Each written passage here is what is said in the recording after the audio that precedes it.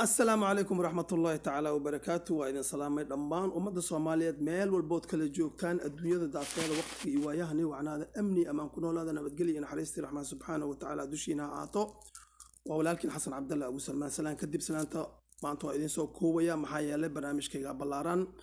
ولا ليلو حربا إنان إذن برو برنامج كيغا وحوكو سابسنيا بي معاني وطما بي معاني حقي كسو جيدا بي معاني محيط هاي بي معاني maxay ku muteysatay boqorada koonfur galbeed Soomaaliya in la yiraahdo insha Allah taala waxaan jeclahay barnaamijkan ma ku soo koobi karo barnaamij ilaa barnaamij saddex barnaamij iyo boqol barnaamij toona laakiin waxaan isku dayayaa intii macquul in aan idin soo koobo aqalintana ay fahmaan bibi macaani xafidahullahu taala waa gabar Soomaaliyeed oo u dhalatay walaalaha digil gaar ahaan walaalaha boqortooyada Galadi ayay ka dhalatay waxayna ka soo jeedaa magaalada Afgooye gobolka Shabeellaha Hoose xudunta u ah markii ay bibi macaani aragtay dhibaatada iyo mashaakilka iyo rafaadka ka jira dhulka iyada ay ku abtirsatay koonfur galbeed Soomaaliya ee Soomaaliyana u kala baxday laba qaybood madluum iyo zaalim qof dulman iyo qof la dulminayo markay aragtay oo shacabka iyada ku abtirsatana ay yihiin madluumiintii oo ay ku habsadeen zaalimiintii ayay waxay u kaba gabashatay ee go'aansatay iyadoo qof dumara ah in ay gacanta bidix ku qabato reerkeeda caruurteeda waalidkeeda iyo barnaamijyadeeda gaarka ah gacanta midigna ay ugu istaagto dhammaan walaalaha ku abtirsada gobolada koonfur galbeed Soomaaliya marka bibi macaani waxay qaaday wadadii qof hogaamiye ah la rabay in uu qaado ayay qaaday maxaa yeelay qofka hogaamiyaha asli sabab waxa laga rabaa markuu wada qaadayo in uu ka soo bilaabo bilowga wadada inuu ka soo qaado si uusan u marin hawaabin marka Allah subhanahu wa ta'ala wuxuu yiri wandir al ashiratak al aqrabin markii rasuulka ilaahay u dig kuba adiga ku sokay oo ehelkaaga yiri u dig marka sidaa daraadeed iyadu waxay ka bilowday nimankii ama reerkii ay iyadu ka dhalatay ee ka bilowday maxaa yeelay hadii meel kale ka bilowdo waxa dhici karta mee dadkeeda waanisi in la dhaho waxay ka bilowday walaalaha sharafka ciise karaamada badan ee boqortooyada Galadi ayay ka bilowday waatii ay u istaagtay in ay isku keento isku dubrido ay isku dumto walaalaha boqortooyada Galadi wayna ku guuleysatay meeshaasina waa meesha ay ku muteysatay magac of Galadi markay aragtay in ay Galadi gacanta u galeen oo isku dubritay oo hogaamisay oo hajisay ayay waxay tiri Galadi kaliya ma aha maxadagan meesha la dhaho waxa oo digil oo dhana ka dhaltay bal digil u kaba gasho digil ayay u talaaba qaaday digil way maqleen meeshaasina waxa Ilaahay ugu sahlay oo ugu saqiray in ay mideysato walaalaha digil waxayna ku gugicii boqorada Galadi anaga kuma qanceen in ay dhahan digil anagu loo bedelo boqorada digil sida ayay magacii boqorada digil ku qaatay markay aragtay waa qof fikir dheer oo aragti fog leh waxay tiri Shabeellaha Hoose maadaama ay digil oo kaliya deganeen oo ay la degayeen qabaa'ilo kale oo sharaf badan oo ay ugu horeeyaan walaalaha boqortooyada biimaal ee ciziga iyo sharafka iyo karaamada iyo taariikhda kule Soomaaliya bal waa ina raadisaa qabaa'iladii kale ayay raadisay oo ugu horeeyeen biimaal maxamed iyo qabaa'iladii kale ee Soomaaliyeed ee deganaa dhulka Shabeellaha Hoose sida boqortooyada ajuuraan waa cadalaan waa cadaan murusade shil cisgorgaate iyo intii la midka ah way ku guuleysatay in ay haddana mideyso dadka la yiraahdo gobolka Shabeellaha Hoose sida ayay macnaha in dheergaradkii iyo qiyaartii Shabeellaha Hoose waxay u garteen in ay ku magacaabaan ama ay dhahaan ama ay u caleema saaraan boqoradii Shabeellaha Hoose markay inta ku guuleystay ayay tiri Aleyle waxa ka maqan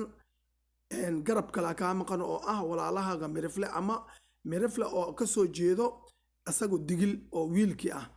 sidii ayay talaabadii afraad ku qaaday waxayna ku guuleysatay in ay Mirifle soo gacan geliso oo ay Mirifle iyo gobolka Shabeellaha Hoose oo qabaa'iladii oo badan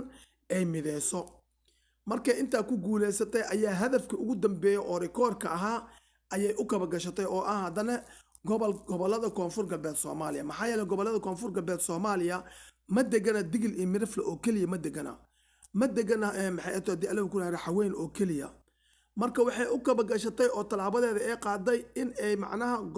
gobolada koonfur galbeed Soomaaliya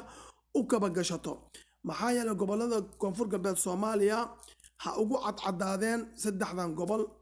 Shabeellaha Hoose Baay iyo Bakool digil iyo Mirifle ugu cadcadaadeen iyo biimaal laakiin marka lixda gobol loo xubsiibto qabaa'ilo kale ayaa awood ku leh sida gobolada jubbada dhexe jubbada hoose oo kale boqortooyada ajuuraan ayaa xoogeeda degan gobolka gedo walaalaha mareexaana xoogiisa degan marka sidaa daraadeed maxay tahay qabaa'ilo kale ayaa degan oo bardo degan sida walaalaha ogaadeen oo kale walaalaha maxay tahay jareerweyne walaalaha shanbare walaalaha mushunguli walaalaha waa la degan yahay meesha looma kala harin marka sidaa daraadeed ma noqon karto in lagu magacaabo gobolada koonfur galbeed Soomaaliya Mayland laguma magacaabi karo gobolada Raxaweyn laguma magacaabi karo maxay tahay gobolada Digil iyo Mirifle limaada taasi waxay la mid noqonaysaa tii meel cidla fadhiisay oo Itoobiya marba dawladii ka dhalatay ama Tigray ha noqoto ama Amxaar ha noqoto ama Oromo ha noqoto in ay daba socoto kilinka shanaad maxaa yeelay kilinka shanaad waxaa maroorsaday walaalaha sharafka ciisiga karaamada badan ee ogaadeen ayaa isku koobay waxay dheen gobolka ogaadeenaya meeshan ayaa la degan Isaaq Dira la degan Ajuuraana la degan Karanla la degan waxaa la degan Dagoodiye waxaa la degan Garre waxaa la degan walaalaha reer Shabeelle waxaa la degan hadii Allaba Kuuro yahay Ciisa la degan Ciise Madoobe intaasoo ummad Isaaqa la degan qowmiyadood oo ka fara badan 10 jeer iyaga ayay maxay to inkireen markay garabkoodii inkireen oo ay gobolka ogaadeenaya dheen dantii waxay ku kaliftay iyaga marka mar walba dawladii Addis Ababa ka talisa in ay iska daba socdaan kii ayaga markaa madax u noqdo ama nin fiican noqdo ama nin xun noqdo in Addis Ababa looga taliyo waa arkayseen hadda kii Cabdi Ilay lahaa oo inta dhagaha laga tumay xukunka laga qaatay sidii asaga cadaabay dadkiisa markii xukunka laga qaatay oo xabsiga laga soo deeyay hadda uu leeyahay halyaal habaarin gaalada muslim Soomaali gaala ah jirto marka waxaa soo miirana jiraan waxaa soo miiranaysan marin hawaabinin gobolada koonfur galbeed Soomaaliya hadafkooda iyo yoolkoodana ay ka luminin maxaa yeelay hadii aad iskhilaaftaan waxa la yiri waa awoodina kala tagaysa oo waa daciifaysan marka sidaa daraadeed si aysan ku daciifin awoodooda ku kala tagan boqorada waxaan rabaa mar walba waanada waa jecleed waana qaadan jirtay in aad qaadatid magaca koonfur galbeed Soomaaliya oo qabaa'ilada koonfur galbeed Soomaaliya degan hala kala badnaado majority minority hala kala leeyahay laakiin ku sinaadeen si aad u noqotid boqorada koonfur galbeed Soomaaliya oo umada ay wada taageersan maxaa yeelay waa ku soo guuleystay marxaladii kale aad soo martay oo dhan tan oo maxay walaalaha geladi tan walaalaha digil tan walaalaha maxay shabeelaha hoose tan walaalaha shabeelaha hoose iyo Mirifle tan walaalaha waxa hadda u gudubtay oo lagu caleema saaray boqorada koonfur galbeed Soomaaliya ayaa hadda lagu caleema saaray oo umada koonfur galbeed Soomaaliya ku abtirsato dhan wax ku mucaaradaay aysan jirin oo raali ka wada yihiin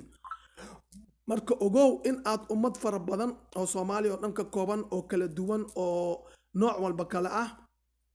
in aad hogaaminaysid xisaabta ku darso aad boqorad u tahay kuwaas oo dhan ayaa la rabaa maadaama af iyo adin aadan ku deeq karin qalbi waasac waa inaad ku deeqdaa maxay rasuulku waxa yiraahday qalbi qadiid aan leed ummadda way ka kala yaacileed ee qalbigaaga waasici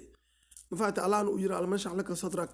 miyaanan waasicin qalbigaaga marka qalbigaaga ku dira in aad waasicisid ay ummadda ku sinaato si ay boqortooyadaada noqoto mid laga dhaxla oo waarta oo magac iyo moono iyo miisaan ku yeelata adduunyada dusheeda